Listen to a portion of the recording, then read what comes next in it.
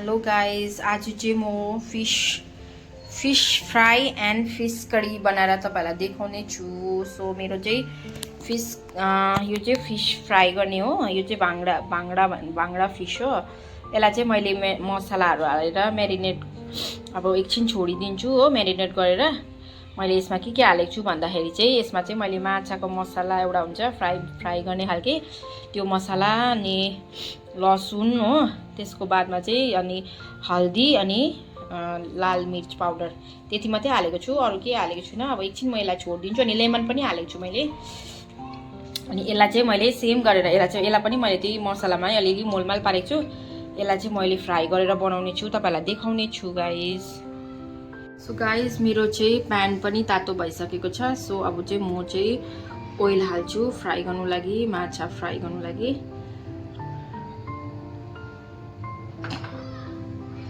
So बेसी हाल्दिनँ, यसलाई चाहिँ अब म गरम हुनु दिन्छु।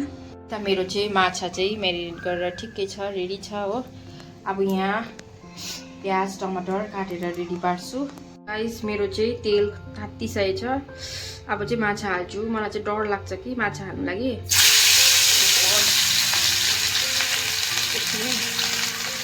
मैले चाहिँ माछा हालिसकेको छु, मलाई चाहिँ डर लाग्छ, त्यही भएर चाहिँ हालिहालेको। अब मेरो माछा फ्राई हुँदैछ। गाइस, मेरो चाहिँ यहाँ अनियन रेडी भइसकेको छ। अनियन मैले काटेको छु अनि टमेटो काटेको छु मैले चाहिँ। अनि यहाँ चाहिँ धनियाँ र खोर्सानीको चाहिँ पेस्ट बनाएको छु अलिकति। अनि यो चाहिँ लसुन र अदुवा। अनि यो चाहिँ मैले मसला आफै घरमै बनाएको, तोरी जिरा हो अनि सुक्खा खोर्सानी अनि चाहिँ व्हाइट तिल हालेर चाहिँ मैले यो पिठो मसला बनाएको छु घरमै। अन्त मेरो चाहिँ मसलाहरू रेडी छ। यहाँ यता चाहिँ माछा फ्राई हुँदैछ। मेरो चाहिँ माछा फ्राई हुँदैछ। मैले फ्राई गरेको हो, यसलाई चाहिँ फ्राई गर्छु। मेरो माछा फ्राई हुँदैछ। गाइस, मेरो चाहिँ कराई तात्तिएको छ। अब चाहिँ म माछा बनाउँछु। म चाहिँ अघिकै तेल फ्राई गरेको तेल हाल्छु, त्यही तेलै मैले राखेको थिएँ, त्यही तेलै हाल्छु हो। त्यही तेलमै बनाउँछु नि ल। गाइस, म चाहिँ 5 फोरन अलिकति हाल्दैछु। तपाईँहरूलाई हाल्नु मन छ भने हाल्दा हुन्छ, नहाल्दा पनि हुन्छ। यसको बादमा चाहिँ गाइस, म चाहिँ काटेको अनियन हाल्दैछु।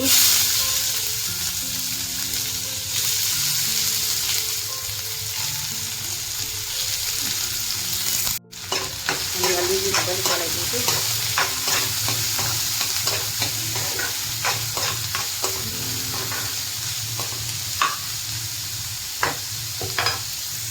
प्याज हुँदैछ हो। माछा फ्राई गरेको छु, यहाँ छ माछा फ्राई गरेको। गाइस, म चाहिँ अघि लसुन र अदुवाको पेस्ट हालेको बनाएर रेडी पारेको थिएँ मैले।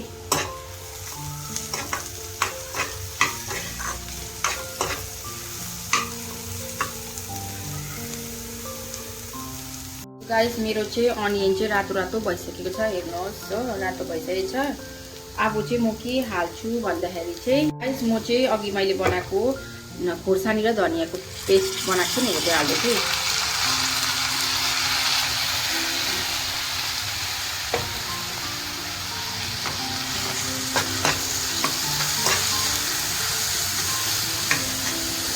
गाइस, म चाहिँ टमाटो हाल्दैछु। टमाटो चप गरेर राखेको थियो त्यो। सो अनियन टमाटोलाई पनि म मजाले मिक्स गरिदिन्छु।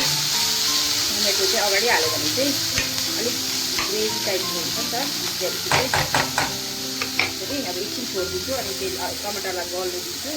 टमाटरलाई गल्नु लागि चाहिँ नुन हाल्नुपर्छ, नुन हाल्यो भने चाहिँ छिटो गल्छ। त्यही भएर चाहिँ स्वादअनुसार नुन हाल्दैछु म चाहिँ। अब चाहिँ यसलाई चाहिँ एकछिन छोडिदिन्छु, गल्नु दिन्छु। गलेर चाहिँ यतिको भएको छ।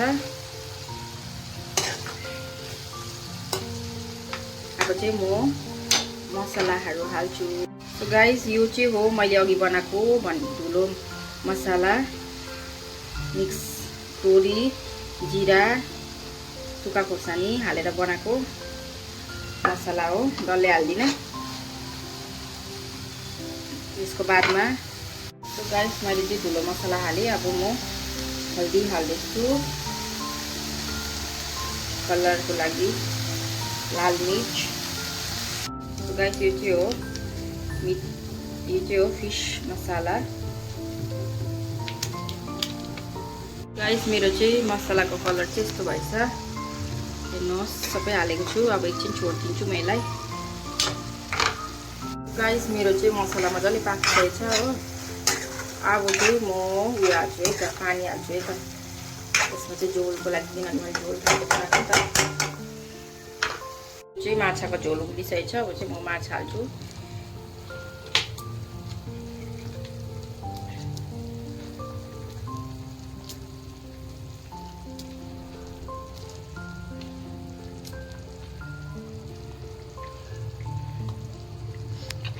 चाहिँ हालेको छु माछा लास्टमा चाहिँ धनिया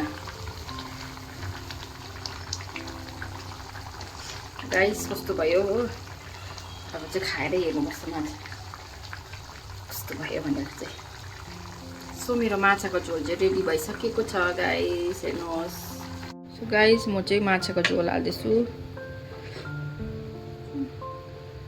ठुलो भयो त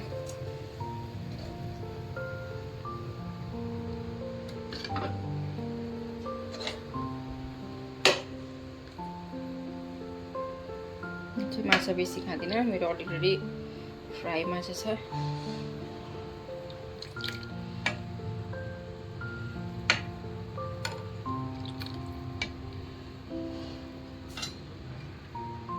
यो चाहिँ मेरो माछाको झोल अनि राइस अनि सलाद हेलो गाइस मेरो चाहिँ खाना पाकिसकेको छ अन्त मेरो खाना चाहिँ के छ भन्दाखेरि चाहिँ हेर्नुहोस् फिस फ्राई यो चाहिँ हो बाङ्ला फिश फ्राई यो चाहिँ यहाँनिर पाउँछ मुम्बईमा बाङ्ला फिस फ्राई अनि मैले सलादमा क्युकम्बर छ अनि लेमन छ हो त्यसको बादमा चाहिँ यो चाहिँ फिस झोल यो चाहिँ हो फिस झोल अनि यो चाहिँ हो मेरो rice so guys without wasting my time so म खान्छु यो चाहिँ हो फिस झोल फिस पनि छ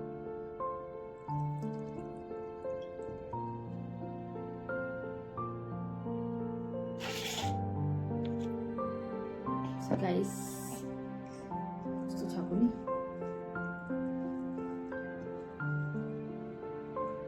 so guys first bite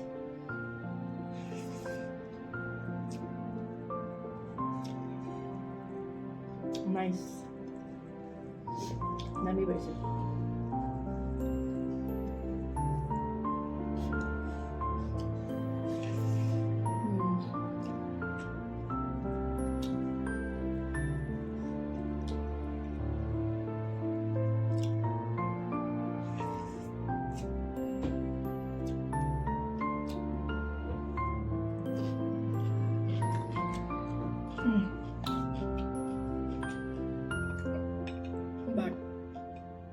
but oh sorry guys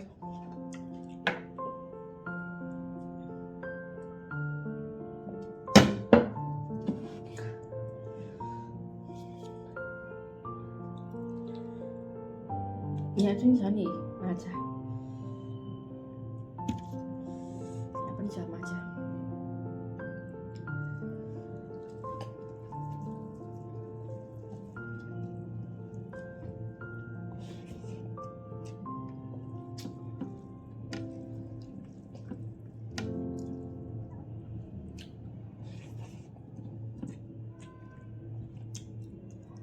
म चाहिँ उयो के भन्छ माछा चाहिँ लास्टमा खान्छु तपाईँहरूलाई पनि मैले पहिलाको भिडियो भनेको छु रिजन चाहिँ गरम भयो चस्मा खोलिकन खानु पऱ्यो मेरो आँखा चाहिँ सानो सानो छ नि त त्यही भएर मैले चस्मा लगाएर खाना खाएको देख्नु चाहिँ देख्छु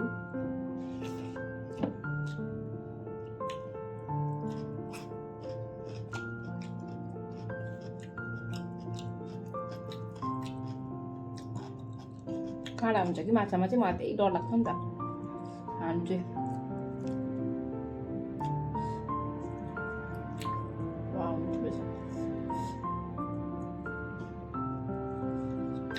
यसलाई चाहिँ मैले मेरिनेट गरिकन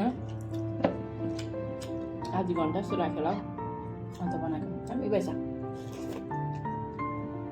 लसुन अदुवा अनि मेरोमा थियो माछाको मसला पनि कि जो मेरिनेट जो फिस फ्राईको लागि युज गर्छ त्यो पनि थियो। अनि चाहिँ त्यो हालेर चाहिँ मैले चाहिँ मेरिनेट गरेर राखेर चाहिँ बनाएको।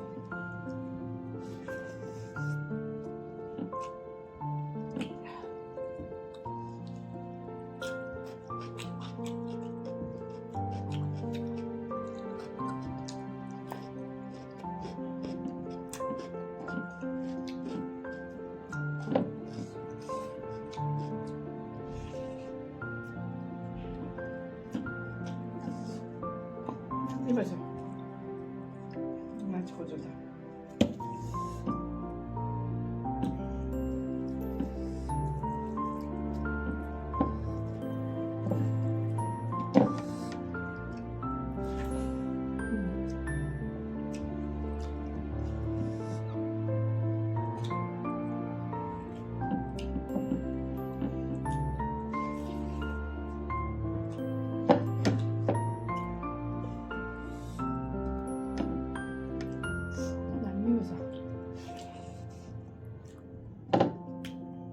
यो माछामा पनि डिफ्रेन्ट माछा हो। यो चाहिँ भाङ्डा हो, यो चाहिँ इलिस भन्ने माछा रहेछ कि। तर यसमा चाहिँ डरलाग्दो काँडा रहेछ, मसिनो खालको काँडा हुन्छ नि। मलाई त खानु पनि डर पो लाग्यो यो माछा त। होस् अहिले लास्टमा खान्छु भात सात खाइसकेर, अहिले खाँदिनँ, भरे अड्क्यो भने अहिले आरामसे खान्छु ल गाइस। भात चाहिँ खाइसकेँ हो, थप्दिनँ अब चाहिँ मेरो माछा छ नि त खानु। त्यही भएर चाहिँ यो माछामा चाहिँ भाङ्डामा चाहिँ बेसी काँडा हुँदैन कि, हुन्छ तर यसमा चाहिँ ठुलो खालको काँडा हुन्छ कि, यसमा चाहिँ डर हुँदैन हो। तर मैले यो इलिस भन्ने माछामा चाहिँ ल्याएको फर्स्ट टाइम काँडा पुरा रहेछ। यो चाहिँ मिठो भाङ्डा चाहिँ कति मिठो, मसला मजाले पसेछ, कति टेस्टी भएछ, दामी भएछ, दामी मजाले पाक्दैछ।